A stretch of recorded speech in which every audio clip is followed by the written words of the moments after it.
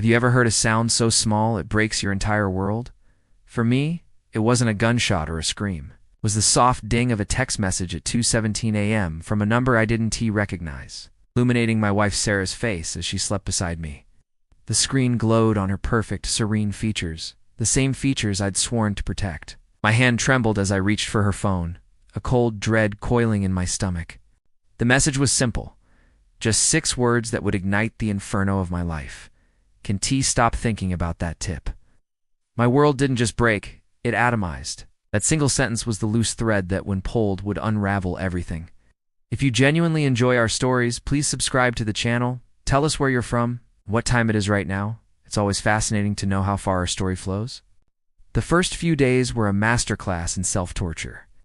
I was a ghost in my own home, a sprawling 2-story colonial in a quiet Chicago suburb. Every smile from Sarah felt like a twist of the knife. Her laughter, once the soundtrack of my life, now sounded like a funeral bell. She was more beautiful than ever, radiant, and it made the betrayal cut that much deeper. She'd started going to yoga retreats on weekends and having late nights with the girls. I, the trusting fool, had packed her bags, telling her to have fun and relax. The humiliation was a physical weight, pressing down on my chest until I could barely breathe. I'd see her texting, a sly, secretive smile playing on her lips. When I'd walk into the room, the phone would flip over, screen down, with a speed that was almost violent. "Just work stuff, honey," she'd say, her voice as smooth as glass. You know how demanding the new marketing campaign is? She was a brilliant liar, cold, calm, and utterly convincing. The villains of this story, my wife and her unseen partner, felt untouchable, wrapped in a cocoon of their own arrogance and my ignorance.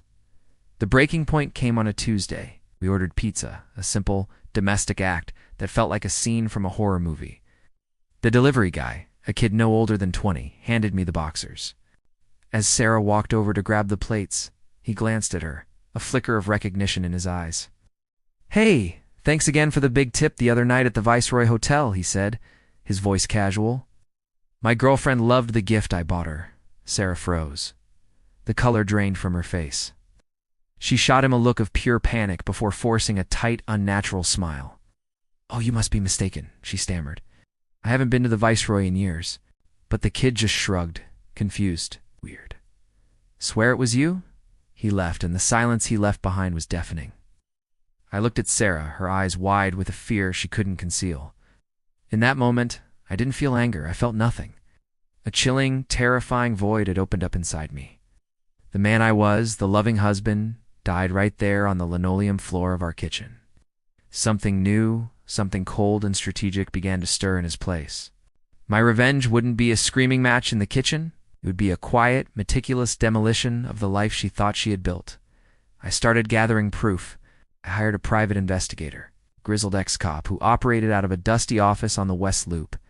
He was expensive, but the photos he delivered were priceless. Sarah laughing as she entered the Viceroy on North State Street. And him. Mark, a smug, slick real estate developer with a predatory smile and a watch worth more than my car. They were careless, drunk on their own deception. I documented everything.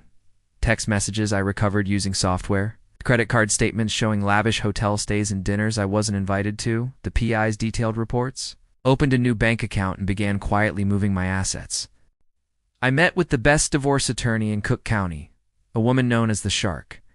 I laid out the evidence on her polished mahogany desk. She looked at the photos, then at me, her expression unreadable. "Mr. Evans," she said, her voice sharp. "What is it you want?" I met her gaze. "I want her to have nothing," I said, my voice devoid of emotion. "I want her to walk away with nothing but the memory of what she threw away." The trap was set. Final act was to be at our annual charity gala, an event Sarah chaired with an iron fist. It was her kingdom, her stage. This year, it would be her guillotine. The ballroom at the Drake Hotel was glittering. Hundreds of Chicago's elite mingled, sipping champagne. Sarah was in her element, wearing a stunning red dress, a queen surveying her court. Mark was there, of course, hovering at the edge of her circle, the triumphant smirk never leaving his face. My turn came to give the traditional chairman's spouse speech. I walked to the podium, my heart a cold, steady drum. I looked out at the crowd, my eyes finding Sarah's. She smiled, a proud, encouraging smile that made my stomach turn. "Good evening," I began, my voice echoing through the silent room. For years, my wife Sarah has spoken from this stage about the importance of integrity, of charity, of family values. I let the words hang in the air. Then I looked directly at her. "And I've learned so much from her about the art of deception." A confused murmur rippled through the crowd. Sarah's smile faltered. On the massive screen behind me, where a slideshow of smiling children was supposed to be playing, a new image appeared, a crystal-clear photo of Sarah and Mark kissing on the balcony of their suite at the Viceroy. Gasps filled the room. The screen changed. A text message from Sarah to Mark. "He has no idea. He's so boring. I need the excitement." Then another photo. A bank statement showing a $50,000 transfer from our joint account to Mark's development company, labeled investment. Sarah was ashen, her body rigid with shock. Mark was frantically looking for an exit. I continued, my voice calm and clear. "My wife, the chair of this foundation, is not only a liar and a cheat, but a thief." I gestured to the screen. "The evidence has been submitted to the board and to my attorney. The locks on our home have been changed. The accounts have been frozen." I looked at her one last time, her face a mask of horror and disbelief. "Enjoy your evening." I set the microphone down and walked off the stage. The silence of the room broken only by the frantic whispered chaos that erupted in my wake. She was ruined. Socially, financially, completely. The divorce was swift and brutal. The prenuptial agreement held, and the infidelity clause I had insisted on, the one she had laughed at, was her undoing.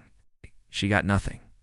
I never saw her again, but I heard she left Chicago, disgraced and alone. Sometimes, late at night, when the house is quiet, I think about that moment. The moment the world broke. It's a quiet, haunting feeling, the ghost of a life that was. The house is still big, but now the silence feels like peace.